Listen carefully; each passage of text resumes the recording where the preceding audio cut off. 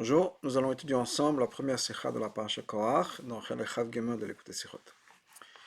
On a déjà expliqué dans le passé plusieurs fois. Chez Rashi Bepirosho la Torah, Rashi dans son commentaire sur la Torah, mais Yashev et Kol Hashelot alot bepshuto shemikra, répond à toutes les questions dans le pshat de Psukim pour un ben chamesh mikra qu'un enfant de 5 ans aurait. Bemakom sheshno koshi mesuyam, s'il y a une question particulière, une difficulté particulière, sur laquelle on ne trouve pas d'explication dans Rashi. Alors, il y a deux possibilités. Il faut dire que soit l'explication est compréhensible tout seul, on n'a pas besoin d'explication d'après Pshuto Shemikra, ou bien qu'on peut comprendre, on peut résoudre le problème, basé sur un Rashi, un commentaire de Rashi, soit ici sur place, soit plus tôt. Pas plus tard, mais soit plus tôt, soit ici. La paracha dans notre paracha. Après toute l'histoire où on nous parle de la punition des gens qui ont été avalés par la terre. Korach et son assemblée, c'est marqué la terre a ouvert sa bouche, il les a absorbés, les a avalés. Ensuite, le pasuk nous dit par ça vous allez savoir qu'Hachem Shalachani, qu'Hachem m'a envoyé, pour faire tout ça. C'est-à-dire, Chassiti Alpi Adibur, la tête la haute Konagdola, nous dit Rashi, que j'ai fait tout ça basé sur ce que Hachem m'a demandé.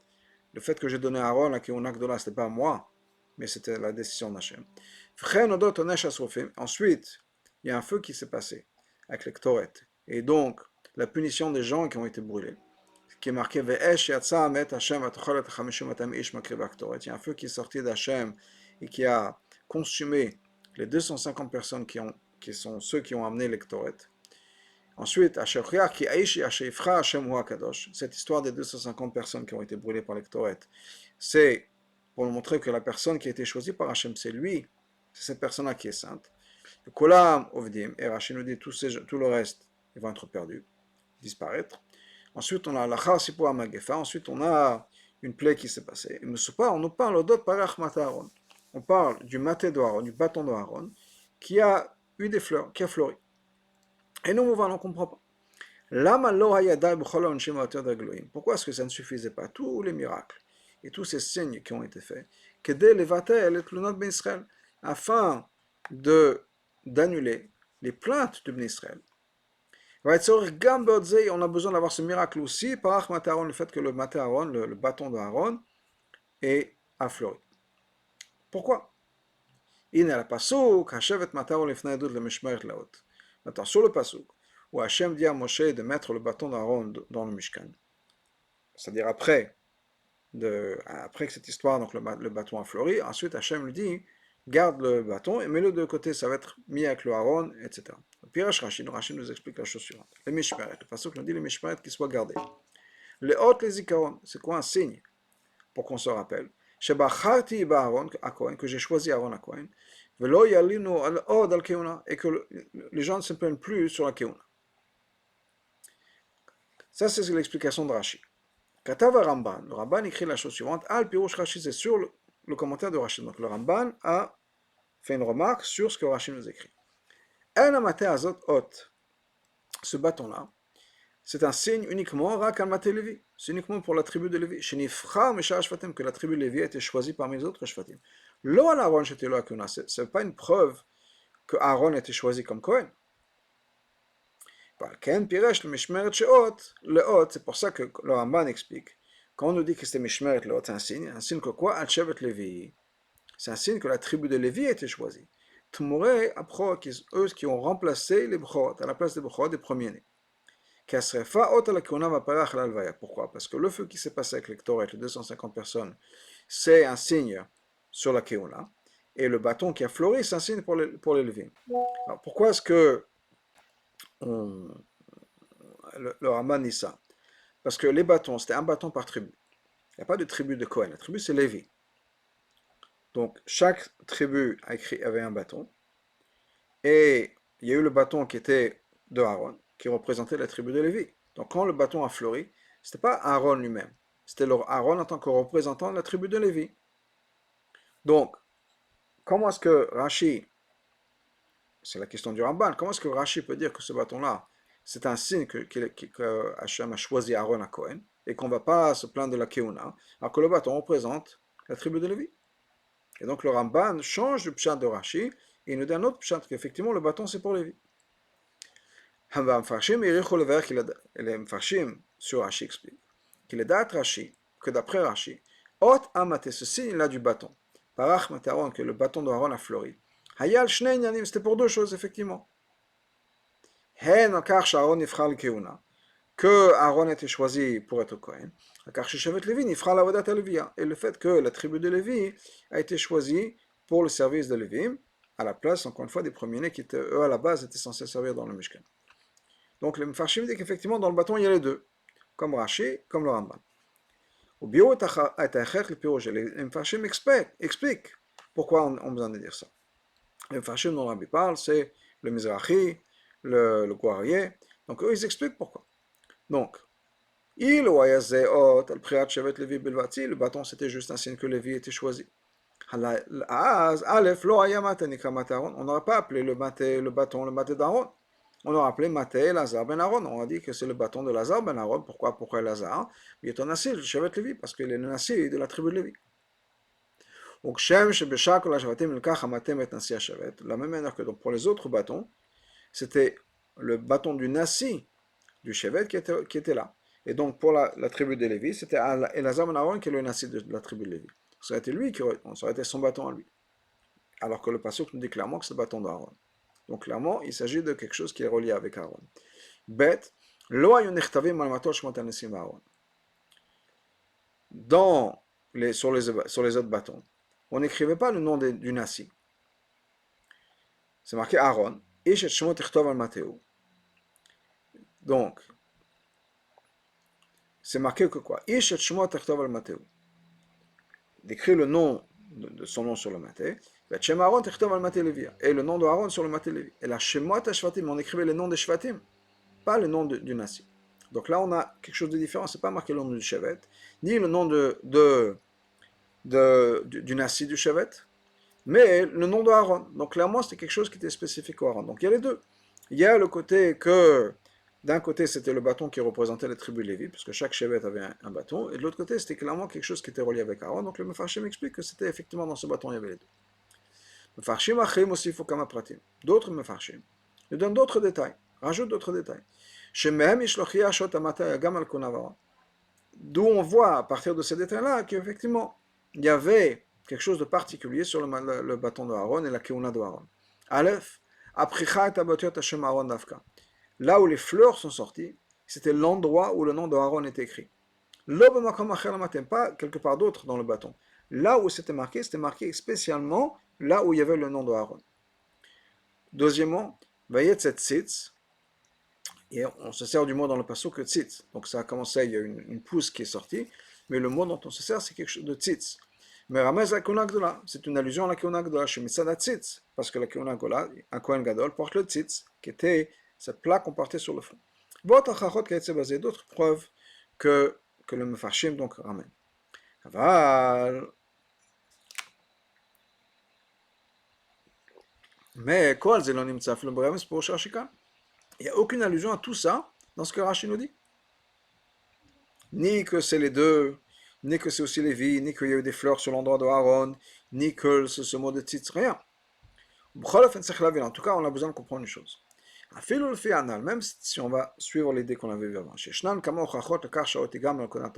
Que, disons qu'il y a plusieurs preuves que le fait que le bâton a fleuri, c'était aussi un remez, ou une preuve, un signe que Aaron est bien le bon Kohen. Et non, pourquoi est-ce qu'on a besoin d'avoir un autre signe, encore un autre signe, que Hachem a choisi Aaron? Et ça ne suffisait pas tous les signes qu'il y a eu avant, que la terre avalait à Korach, et les Ktoret, etc. Pourquoi est-ce qu'on a besoin de quelque chose d'autre?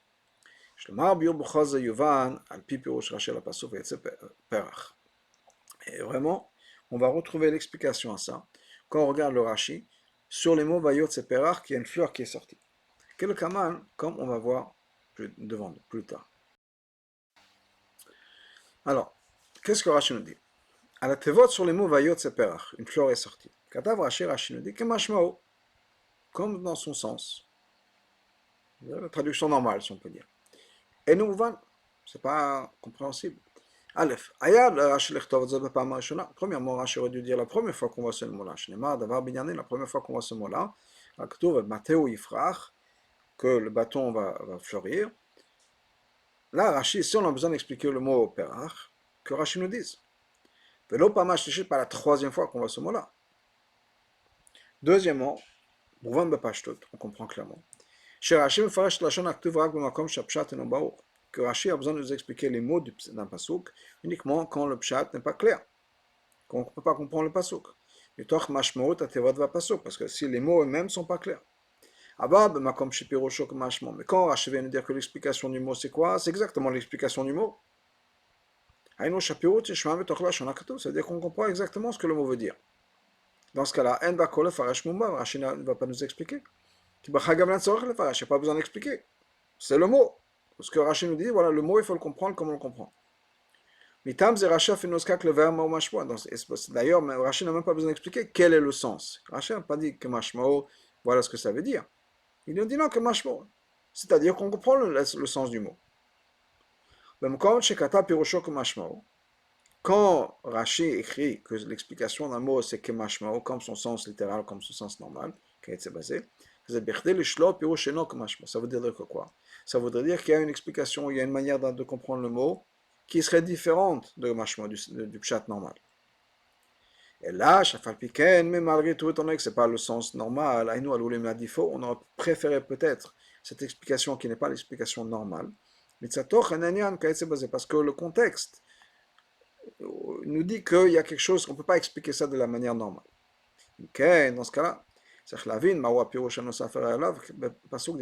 cas-là, quelle serait l'autre explication de Rashi, ou pas de Rashi, du mot Yifrach, qui n'aurait pas été l'explication normale, qu'on aurait peut-être préféré. Et Rashi nous dit non, non, non, ne fais pas d'erreur, il faut comprendre le mot Yifrach comme d'habitude.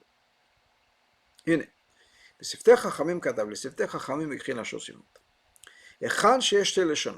Dans un cas où il y a deux expressions qui se ressemblent, qui sont la même chose.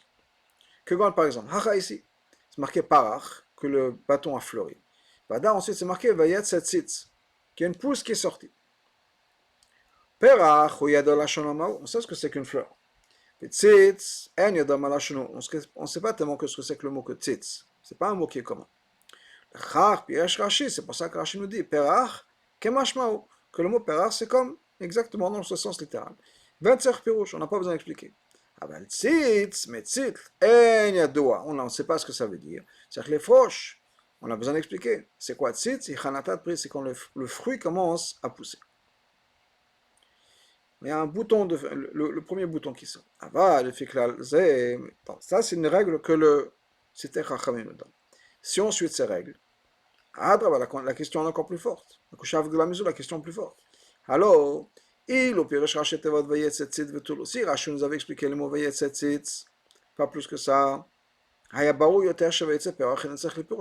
été encore plus clair, encore plus évident que Vayetzeperach, qu'une fleur est sortie, on n'a pas besoin d'explication. Parce que c'est le sens normal. Rashi vient nous dire que c'est que Mashmao, ça veut dire qu'il veut nous dire attention, ne fais pas l'erreur de comprendre ça de manière différente.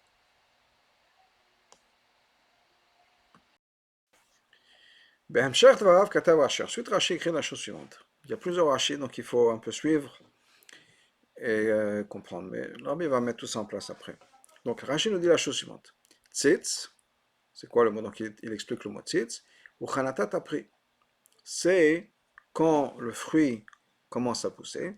Kshaperach nofel, quand la fleur tombe. D'abord il y a une fleur, ensuite la fleur tombe, et à ce moment-là le fruit commence à pousser. Tzerion. On a besoin de comprendre un peu ce qui se passe. Kaïdoa, comment c'est? Dakosh le Rashi le vert pshat amikra. Le derrière de Rashi, c'est d'expliquer le pshat du pasuk. C'est de quoi le pshat du pasuk? C'est d'expliquer l'explication des mots et du concept qu'on est en train d'étudier. Rashi ne vient pas nous rajouter des descriptions de la chose et des détails. À moins que Comme chez Gamos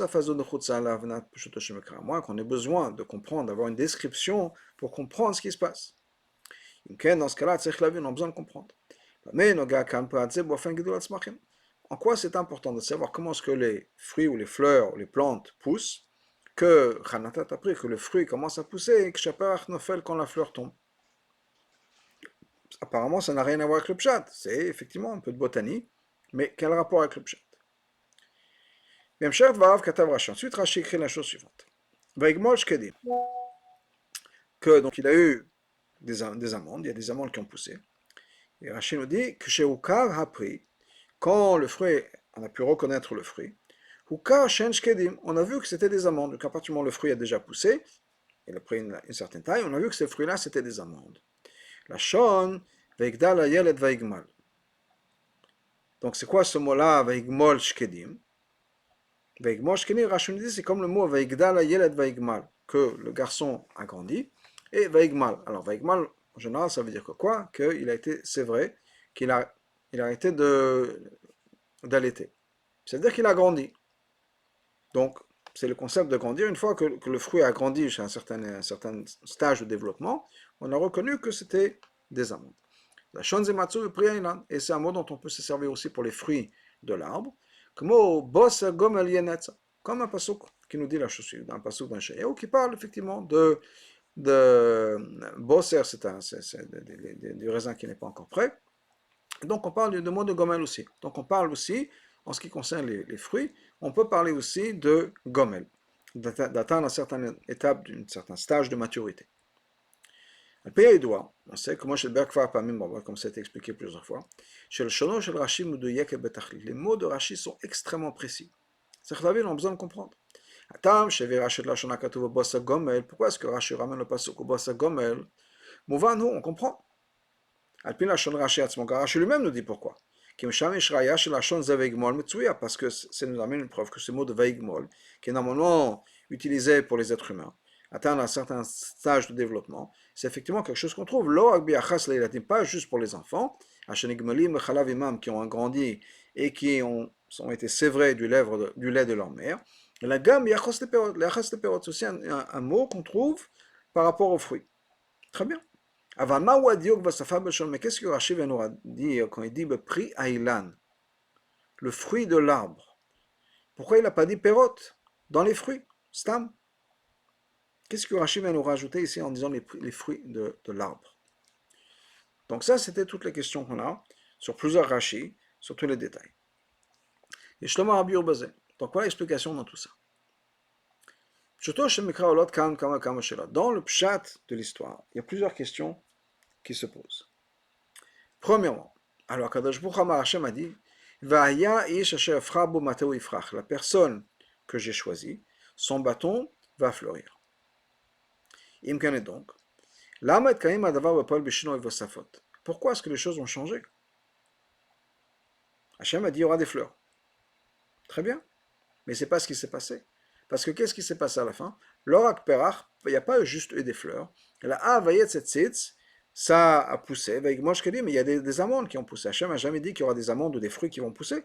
Juste des fleurs. Non seulement ça. Et c'est pas juste quelque chose qui s'est passé. On avait besoin d'autres miracles. Que le fait que du jour au lendemain, pendant la nuit, il y a un bâton sec, une branche, qui n'est pas attachée à un arbre, un bâton, c'est un bout de bois sec, qui a eu des fleurs, qui déjà est un miracle. Et la fleur, non seulement ça, mais la fleur a continué son développement, encore une fois, en quelques heures. Et la fleur est tombée, il y a eu des amandes qui ont commencé à pousser, et on a pu reconnaître que c'était des amandes. Donc c'était déjà assez gros pour qu'on puisse voir que c'était des amandes. Tout ça, encore une fois, en quelques heures. On parle, on est dans le mois Tammuz, on sait que il y a une haftara qui parle des 3 semaines, et on parle effectivement de cette période-là à la période de la poussée des amandes. Pourquoi? Parce qu'on dit que les amandes, ça prend 21 jours. 3 semaines. Mais là, c'est pas 3 semaines, c'est quelques heures. Donc, des miracles, miracle après miracle. Donc ça, c'est un problème qu'on peut avoir dans l'histoire dans le psukim. Deuxièmement, pasuk ze shlocha kefel lashon. À part ça, il y a un double langage, une répétition dans le pasuk. Une fois qu'on a éveillé par le bâton a fleuri, c'est marqué ensuite, Vayot Seperach, il y a une fleur qui est sortie. On a déjà dit Vénéparach, que le bâton a fleuri. Donc, bien oui, c'est le bâton a fleuri, il y avait des fleurs. Donc qu'est-ce que c'est marqué après ça? Donc il y a le bâton qui a fleuri, et après c'est marqué, il y a une fleur qui est sortie. Pourquoi? Qu'est-ce que ça veut dire? Effectivement, le Balei Tosfot explique. Pour expliquer justement la répétition dans le pasuk, il y a deux sortes de fleurs. D'un côté du bâton, il y a eu des fleurs qui sont restées sur le bâton, qui ne sont jamais tombées du bâton, donc qui existent jusqu'à aujourd'hui. Ce bâton existe toujours, il est en même temps qu'il est à côté du Aaron, avec l'arche, avec les luchot, les tablettes, les 10 commandements, et il y a le bâton là-bas. Donc il y a des fleurs qui sont là-bas. De l'autre côté du bâton, là, c'est marqué ce qui est marqué dans le pasuk, qu'il y a une fleur qui est sortie, qui ensuite est tombée, et ensuite a donné place à des amandes. Des fleurs qui sont tombées ensuite, comme toutes les fleurs des arbres. Ça, c'est l'explication que les Balei Tosfot donnent à cette histoire-là. Pourquoi il y a une répétition dans le pasuk? D'abord, il y a le bâton à fleuri, et ensuite, il y a une fleur qui est sortie. Là, mais on ne peut pas expliquer que Rashi pense comme ça. Parce qu'un chidouche pareil, Rashi aurait dû, Pirosho la Torah, comme Rashi le fait normalement dans son commentaire sur la Torah, le mot Befirouche, il aurait dû le dire clairement. Il n'y a aucune allusion, rien du tout sur tout ça dans son commentaire. C'est ça que Rashi veut expliquer. Quand le Rashi nous dit il y a une fleur qui est sortie, qui est mashmao, comme le sens littéral. Ensuite, il y a quelque chose qui est sorti. C'est quoi? C'est le début d'un fruit, un bouton. Quand la fleur est tombée. Voilà ce que Rashi vient nous expliquer. Parce qu'on a ces deux questions-là, Rashi va nous expliquer. Alors, encore une fois, les deux questions, c'est quoi? Pourquoi il y a une répétition? C'était la deuxième question. La première question, c'était pourquoi est-ce qu'on a besoin d'avoir ce miracle des fruits alors que Hachem a dit il y aura des fleurs?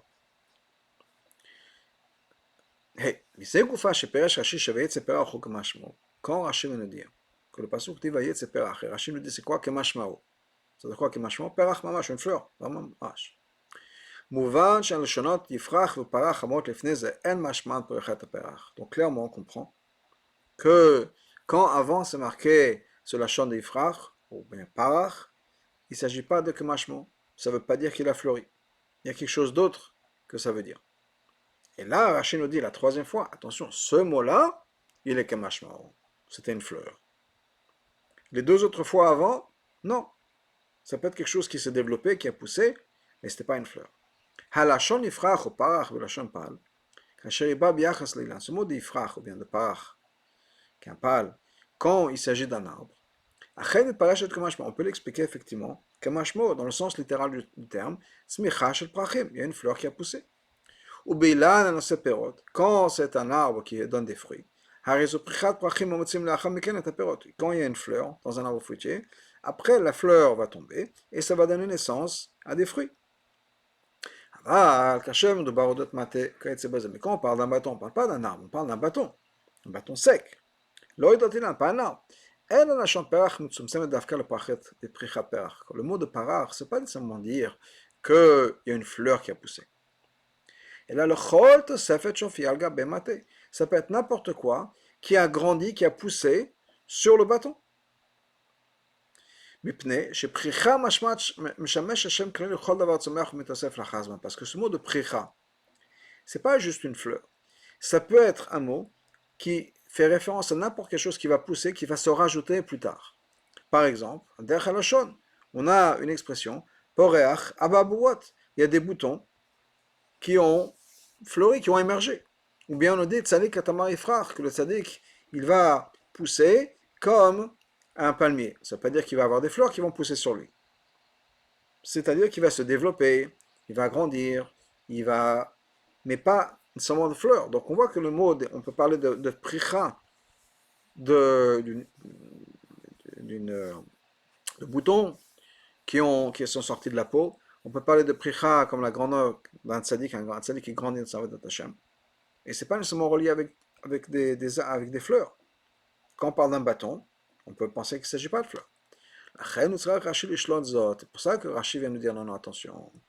Quand c'est marqué qu'il va être perach, ici, quand on parle de perach dans le sens littéral, c'est-à-dire une fleur. Pas juste quelque chose qui s'est développé, comme des boutons ou autre chose, donc quelque chose, une croissance qui s'est développée. Donc, mamash, une fleur. Pas comme les mots dont on s'est servi avant plus tôt. Parce que plutôt on aurait pu expliquer qu'il ne s'agit pas de florissement. On peut dire que c'est quelque chose qui s'est développé. Mais d'art, de l'autre côté, Rashi n'a pas besoin d'expliquer plutôt le mot de perach. Pourquoi? Qu'il a un pricha, il doit avoir le menamina kralel. Parce qu'encore une fois, c'est des psukim qu'on a ramenés. La personne sait déjà. Un enfant qui va étudier Chumash, il a déjà vu ça. Que Obiyodo, Shimduba Kambemate, quand il s'agit ici qu'on sait que c'est un bâton, ça ne veut pas dire seulement que parach, ça veut dire qu'il y a eu d'afka une fleur. Ça peut être prichat, koletz prichat, parachim, tzitzim, ça peut être n'importe quoi qui a poussé. Ça peut être des fleurs, ça peut être des fruits, ça peut être n'importe quoi. Ou machash, la shom, mate ou ifrach, étant donné que le mot c'est que le bâton a fleuri, ou ifrach. Quand Hachem le dit, ça peut être n'importe quoi qui va être inclus. Toute croissance qui va sortir de ce bâton est inclus dans le mot ifrach. Achel mitziat perach, qui peut être, ça commence effectivement avec une fleur. Mais ça peut être n'importe tout le reste qui vient. Par exemple des fruits. On comprend que quand Hachem a dit de manière générale, comme dans plusieurs endroits, Maté ou ifrach, que son bâton va pousser, va fleurir, là, on va nous donner les détails. C'est pas juste que le bâton a eu quelque chose qui a émergé. Il y a une fleur qui est sortie, et ensuite la fleur est tombée, et il y a eu le premier bouton qui est sorti, ensuite il y a des amandes qui sont sorties. Et tout ça, ça fait partie de ce qu'Hachem a dit, que Maté ou ifrach, que son bâton va donner croissance à quelque chose. On peut comprendre maintenant aussi la répétition qu'il y a dans le pasuk. Quand le pasuk dit que le bâton d'Aaron de la maison de Lévi a eu une pricha, et ensuite il y a une perach qui est sortie. Ça veut dire quoi? Premièrement, la Torah nous donne de manière générale que parach maté Aaron, il y a des choses qui ont poussé sur le maté d'Aaron. Mais demain, il va que je me remette au frère, comme Hachem avait dit, son bâton va pousser. Qu'est-ce qui a poussé? On va voir. Ensuite, la Torah nous donne les détails. Les détails de cette pousse-là. Ça veut dire quoi? Qu'est-ce qui est sorti? Une fleur est sortie. Dans le sens littéral du mot. Perach, mamash. Mamash, une fleur. Pas juste une croissance, pas juste quelque chose qui a poussé. Ensuite, on nous dit, il y a ce premier bouton qui est sorti. Après le début du fruit. Ensuite, Balasof, et à la fin, il y a des amandes qui sont sorties. Donc maintenant, on a la question suivante. Étant donné que c'est des détails, c'est-à-dire qu'il y a une fleur qui est sortie, et ensuite la fleur est tombée, il y a eu le premier bouton, il y a eu des amandes. Ou pirot parach mataron, ça vient décrire, détailler le fait que parach mataron, que le fait que mataron a fleuri ou bien quelque chose qui a poussé sur le mataron, à moins le fanav qu'on a dit avant. Seder azmanim, dans l'ordre des choses, c'est-à-dire mittrilato depuis le début, yetzeperach, une fleur qui est sortie, ensuite vatsofo jusqu'à la fin qui sont shkedim des amandes. Donc qu'est-ce qui s'est passé? Quand Moshe arrive le lendemain matin, il rentre dans le Mishkan. Les trois choses se sont déjà passées. Il y a déjà eu la fleur. Ensuite, cette fleur est tombée. Et il y a eu des amandes. Dans ce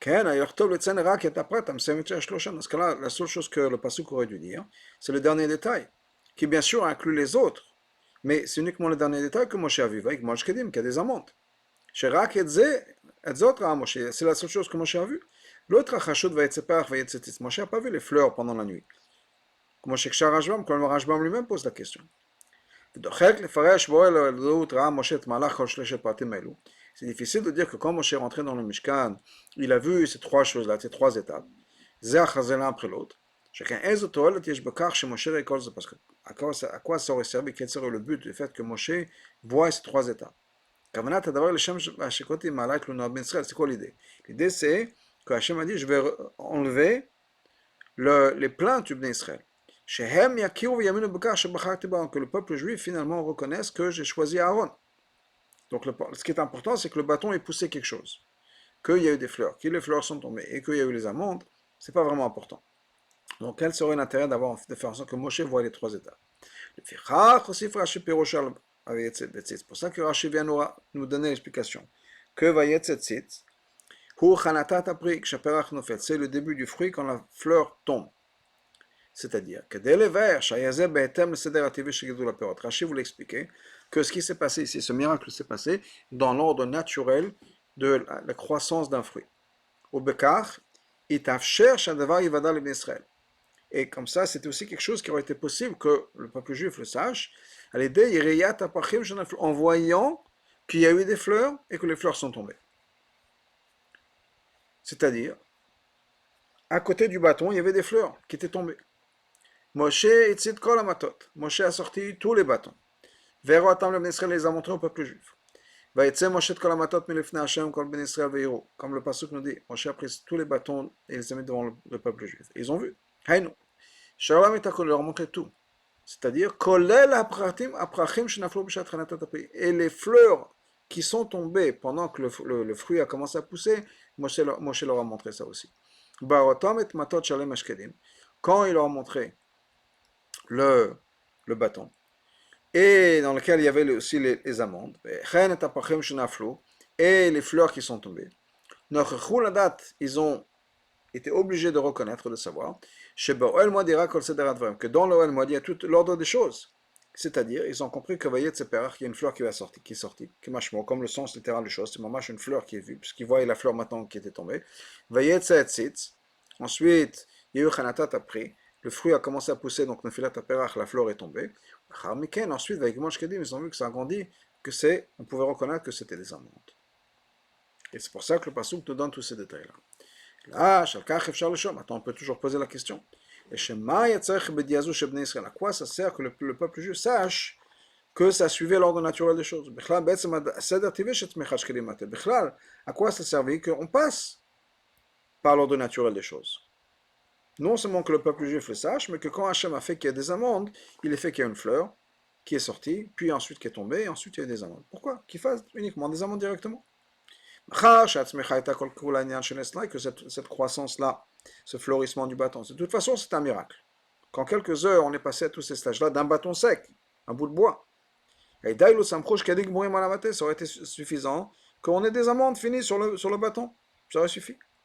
Maintenant, d'après d'autres commentaires, on comprend pourquoi. Pourquoi? Parce que d'après eux, le fait qu'il y a eu des fleurs et des fruits, ça a rajouté au miracle, dans la grandeur du miracle. Moi, chez Béa Radak, par exemple, le Radak nous dit les choses suivantes. Amar, parach aletziat alim trila. Parach, c'était pourquoi? Parce qu'il y a des feuilles qui sont tombées, qui sont sorties. Achakach anetz. Et ensuite, après les feuilles, il y a eu ce bouton qui est sorti. Heperteva etz hashaked, qui est l'opposé de l'amandier. Et c'était pour augmenter le miracle. Donc effectivement, les choses sont montrées, ils ont vu des fleurs, ils ont vu des choses pour qu'on puisse comprendre que les choses ne sont pas passées de manière naturelle. Ça, c'est ce que le Radak explique. Parce que, encore une fois, le Radak aussi, l'autre Mefarshim, ont une question de savoir comment est-ce qu'on comprend le Pasuk. Mais d'après Rashi, qui nous dit qu'il y a eu cette croissance qui est sortie. C'est-à-dire que quoi? Que le fruit a commencé à pousser et c'est le moment où la fleur tombe. C'est l'opposé. C'était le processus naturel accéléré, mais les mêmes étapes naturelles de la croissance d'un fruit, la croissance des amandes. Et Rachid nous dit clairement, Rachid ne dit pas que c'est dans un sens inverse pour un miracle, etc. Rachid nous dit non, ça s'est passé dans la manière normale, comme un fruit où il y a la fleur qui va tomber quand le fruit commence à pousser. Dans ce cas-là, nous mouvons, on ne comprend pas. Si tout ça c'était pour agrandir, augmenter le miracle, dans Donc Rashi aurait dû prendre le commentaire, aurait dû expliquer comme le Radak. Chez l'Oya Davada, que c'était justement le contraire de la nature. Si c'était juste pour me parler du miracle, dans ce cas-là, au lieu de rajouter, d'augmenter encore plus le miracle, de faire les choses dans le sens inverse, ça aurait été suffisant que quand Moshe rentre, il y ait des amandes sur le bâton, et c'est déjà un grand miracle. Pourquoi est-ce qu'il fallait que ça passe par ces étapes naturelles? Voilà l'explication de Rabbi. C'est exactement la raison pour laquelle Hachem a voulu faire le miracle de ces bâtons-là par Hachem. C'était ça la raison, et le Rabbi va nous expliquer exactement ce qui s'est passé. Le fait que Korach et tout son groupe et leurs possessions ont été avalés par la terre. Ça a amené le peuple juif à reconnaître et à savoir que quoi? Que Hachem m'a envoyé moi pour faire tout ce que j'ai fait. C'est-à-dire, c'est qui le moi? Chez Moshe, et non Shlach Hachem, que Moshe est le Shlach d'Hachem. Tout ce que Moshe fait, ou al-Pi Adibor, c'est basé sur les mots d'Hachem. Hadavar Nidgala, ça a été révélé. B'yesat est encore plus fort. Au Pratiot est encore plus en détail. Quand il y a eu ces 250 personnes qui ont amené les Ktoret, faire les Ktoret, les encens, et qui sont morts.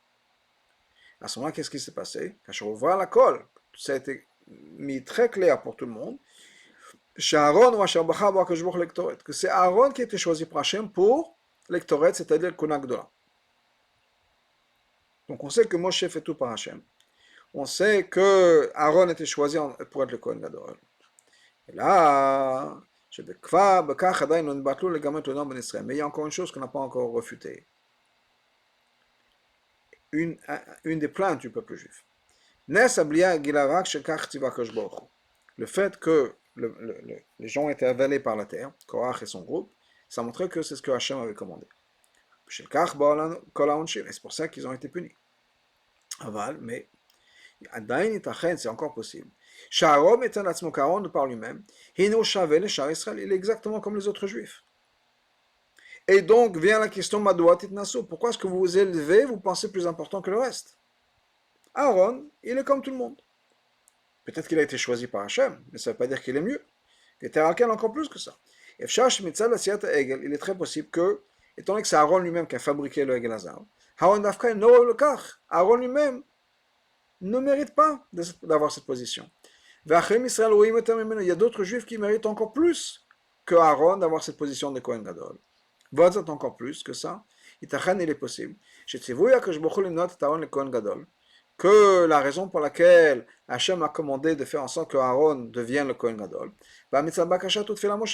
c'est venu pas en résultat parce qu'Aaron le mérite ou parce qu'Aaron est à ce niveau-là. Non, Moshe a prié pour lui, pour se faire pardonner, etc. Okay, c'est basé. Donc peut-être que c'est Moshe qui a prié pour lui, mais Aaron de par lui-même ne mérite pas ça. Et tout le monde on est tous à la même auberge, on peut dire, on est tous les mêmes, au même niveau, et c'était la Tana, pourquoi est-ce que vous pensez que vous êtes mieux que d'autres? Et c'est à ça que le miracle des bâtons vient répondre. Dans un bâton de par lui-même, de par sa nature, il est impossible qu'il y ait des choses qui poussent. C'est un bout de bois sec. C'est possible uniquement parce qu'Hachem a choisi que ce bâton pousse. Mais de l'autre côté, tout le monde a vu que quand Hachem a voulu que Tzmechat Ashkedim, qu'il y ait des amandes qui poussent, c'était pas juste un miracle qui s'est imposé à ce bâton, si on peut dire. Ça a changé la nature, c'est devenu la nature du bâton. Le bâton n'est pas juste venu, c'est pas resté un bout de bois sec, mais qui de manière miraculeuse a eu des fruits. Non, c'est devenu un bâton qui porte des fruits. C'est pour ça que quand les choses ont poussé, c'est passé par le processus naturel, accéléré, mais encore une fois naturel, de la croissance d'un fruit. Parce que c'était un processus qui est devenu la nature de ce bout de bois. Au début, il y a une fleur. Kimashmo, comme Rachon dit, Kimashmo, exactement ça. C'est une fleur, c'est pas juste une croissance, c'est une fleur. Là, après, c'est marqué qu'il y a quelque chose qui a poussé, c'est le début le premier bouton du fruit, Shaperach Nofel quand la fleur tombe. Bah, sauf à la fin, avec Igmol Shkedim, il y a des amandes qui ont poussé. Shoka a pris ou Karshen Shkedim, quand le fruit a grandi, il est devenu assez important pour qu'on puisse voir ce que c'était, on a vu que c'était des amandes. Parce que ça suivait le processus naturel du développement naturel des amandes. Et ça, c'était pour me faire passer le message que c'est la même chose pour la Keuna de Aaron. C'est vrai que Aaron était choisi par Hachem. C'est pour ça qu'Aaron est devenu Cohen, parce qu'il a été choisi par Hachem. La personne que je vais choisir, ou que j'ai choisi. C'est-à-dire que Hachem, de par lui-même, a choisi Aaron. Parce que Moshe a demandé, etc. Hachem a choisi. Maintenant, qu'est-ce que ça a changé? Comment, la même manière que ce bâton est maintenant devenu une entité qui fait pousser des choses, eh bien Aaron, par le choix d'Hachem, Aaron est maintenant devenu une personne telle que c'est devenu sa ma'ala naturelle.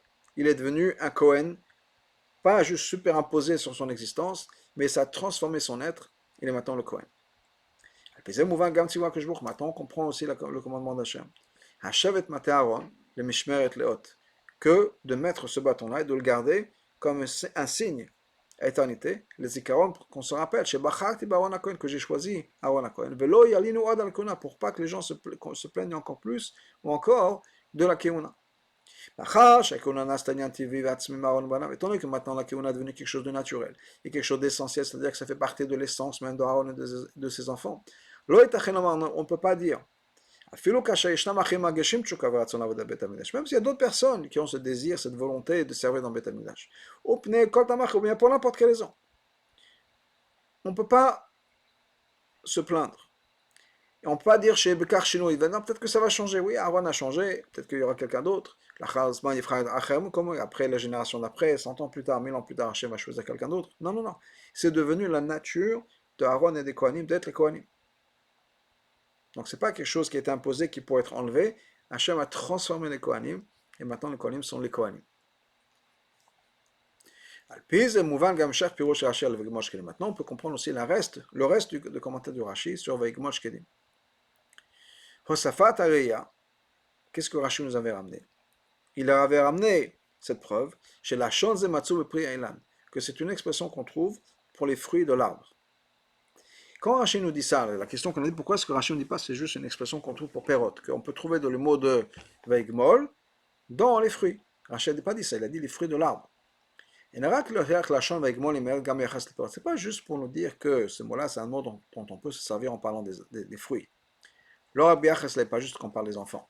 La gamme que mais c'est pour nous dire et pour nous enseigner que ce qui s'est passé ici quand ça a poussé, c'est Beshkedim Shalamate, c'est-à-dire les amandes sur le bâton. C'était comme un fruit sur un arbre normal. Rachid, donc, quand il nous ramène cet exemple, c'est un mot qu'on trouve pour quand les fruits poussent sur un arbre, c'est pour dire que maintenant cette branche, ce bâton, s'est transformé comme un arbre.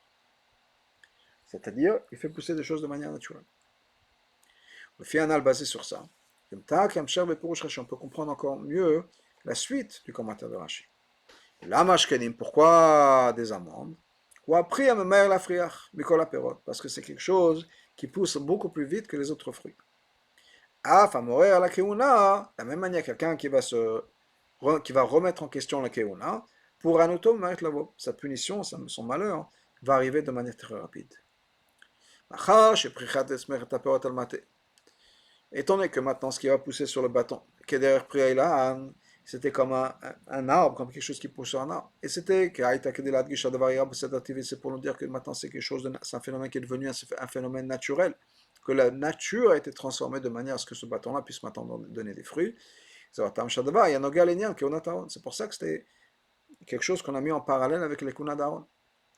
Mais ça, on l'a vu déjà. Maintenant, on comprend aussi pourquoi est-ce que c'était des amandes, et pas n'importe quoi. C'est quelque chose qui est relié à ça. C'est pour nous dire qu'effectivement, Hachem a pris pas un fruit. Il aurait pu prendre un fruit qui pousse le Sheba, qui va mettre un an à pousser, et faire un miracle. Non, il a pris le fruit qui pousse le plus vite. Pourquoi? Pour nous dire qu'on reste dans les règles de la nature. Encore une fois, accélérer, etc. Mais on a pris quelque chose qui, de manière naturelle, normale, aurait avancé dans cette direction-là, et aurait poussé plus rapidement que d'autres choses. C'est pour ça que Rachel dit pourquoi des amandes. Le fait, ça aussi c'est important. Pourquoi est-ce que ce miracle s'est passé avec des amandes? Pourquoi pas n'importe quoi? Donc c'est aussi important pour notre histoire. Même si ça n'a pas rajouté quelque chose sur le miracle, le fait que ce soit des amandes. Il n'y a pas un remez, Rachel ne dit pas les amandes, c'est un remez à Aaron, etc. Non. Mais c'est ça vient nous dire que quelqu'un qui se plaint, qui remet en question la Keuna, il va souffrir très rapidement. Al-Piya Biur Anal, basé sur ce qu'on a expliqué plus tôt en Pirush Rashi dans Rashi, on peut expliquer aussi une autre chose, une Gemara, et c'est une question que les Rishonim posent dans la Gemara. C'est marqué dans la Gemara, c'est la Gemara dans Yuma. Misheniknaz Aaron, à partir du moment où Aaron a été mis de côté, c'est-à-dire qu'après 40 ans avant la destruction du premier Beth Amikdash, on a mis de côté, on a caché le Aaron. Quand Shlomo HaMelech a construit le Beth Amikdash, il avait construit un Kodesh HaKodashim secret, si on peut dire une pièce secrète, pour pouvoir cacher le Aaron, parce qu'il savait que le Beth Amikdash allait être détruit.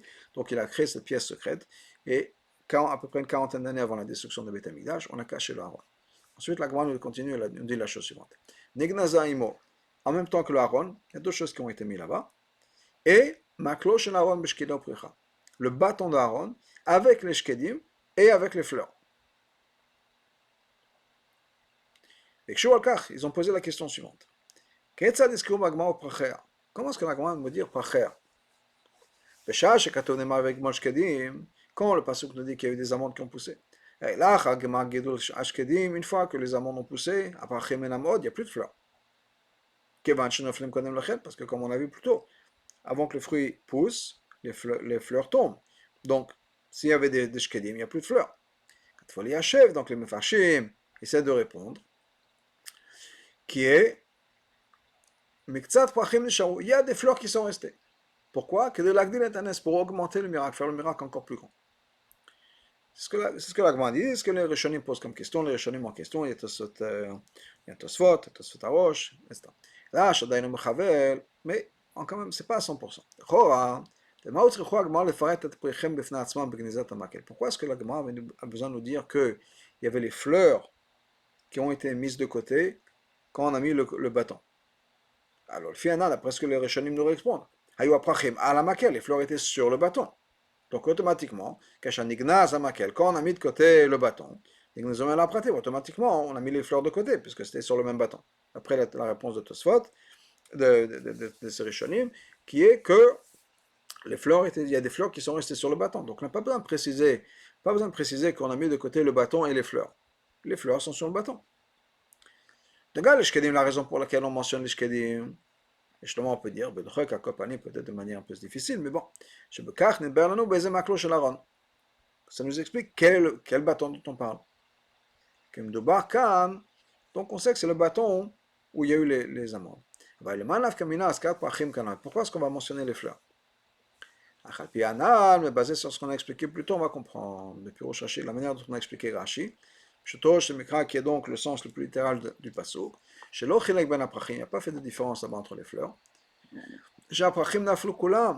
L'idée c'est que quoi? Les fleurs effectivement sont tombées. Il n'y a plus de fleurs sur ce bâton. Quand Moshe a montré les fleurs, elles étaient détachées du bâton. Les fleurs, donc imaginez le bâton, et quand Moshe rentre, les fleurs étaient tombées, étaient par terre.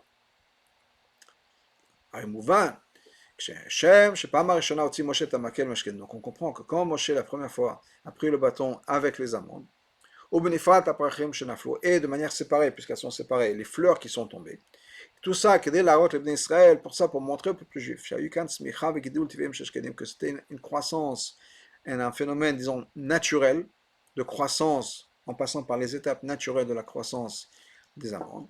Et on a dit que ça exprime l'idée de la Keuna d'Aaron, c'est quelque chose qui fait maintenant partie de sa nature, comme on a expliqué avant. Donc la même chose, quand Hachem a dit à Moshe de mettre de côté le bâton, pour se rappeler, pour qu'on se rappelle que j'ai choisi Aaron, pour qu'il n'y ait plus de plainte sur sa Keuna. Donc dans cette mémoire, il est important que quand on va rajouter tout ça, on mettait le bâton, imashkelim avec les amandes, vehen aprachim ufradim, et les fleurs qui étaient tombées. Adavar morial ofen, et ça montre comment est-ce que Hachem bachati baron hakon, comment est-ce que Hachem a choisi Aaron, de manière à ce qu'il y a eu un processus naturel, et donc encore une fois, qu'il y a eu des fleurs, parce qu'avant d'avoir un fruit, on a des fleurs, parce que c'est comme ça que la nature des choses. Et pour cette raison, quand on les a mis de côté aussi, il y a eu la même chose. Quand la Gemara nous dit qu'avant la destruction de Beth Amikdash, on a mis de côté le Aaron et le bâton, Maklo shel Aaron b'shkila prachea, avec les shkedim et les prachim, c'est-à-dire que Shem shenia gnezab Aaron lo haya rak l'avdir shel poel Aaron et de Oyer. La raison pour laquelle on a mis l'Aaron de côté, on l'a caché, c'est pas juste pour que les ennemis ne viennent pas le prendre.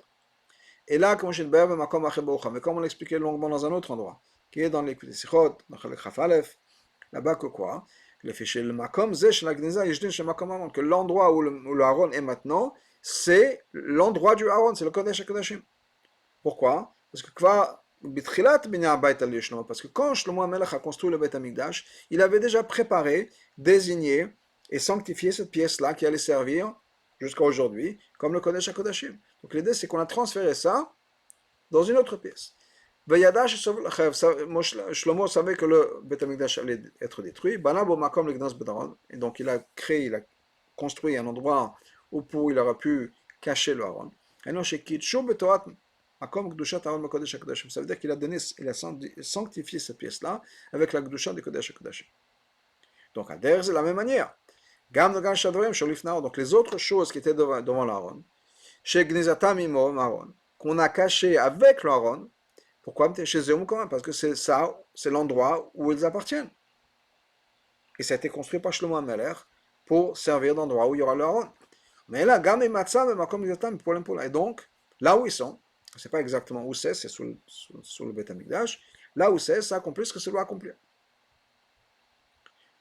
Tout. Donc, en particulier en ce qui concerne le bâton d'Aaron. Il y a ce passage-là, le hôte, que ce bâton-là est pour, on doit s'en rappeler constamment. C'est-à-dire que même là où il a été caché, il est là, il sert de rappel et de signe qu'Aaron est Kohen éternité. Et donc, donc même quand on a mis de côté le bâton, on rentre dans les détails. Il y a eu le bâton d'Aaron, Bishkeda avec les shkedim, ou Prachia et ses fleurs. C'est-à-dire que les fleurs aussi que Moshe avait mis de côté, mais les fleurs maintenant sont transférées dans cette pièce-là qui sert de Kodesh HaKodashim. Ça va être révélé à l'époque de l'avenue du Mashiach. On trouve le même mot. Il va pousser, un tzaddik qui va pousser. Et le Baal HaTurim nous dit, ça veut dire quoi? Que pendant à l'époque de Mashiach, la Keuna va fleurir. Mais Rabbi Yameinu, mamash.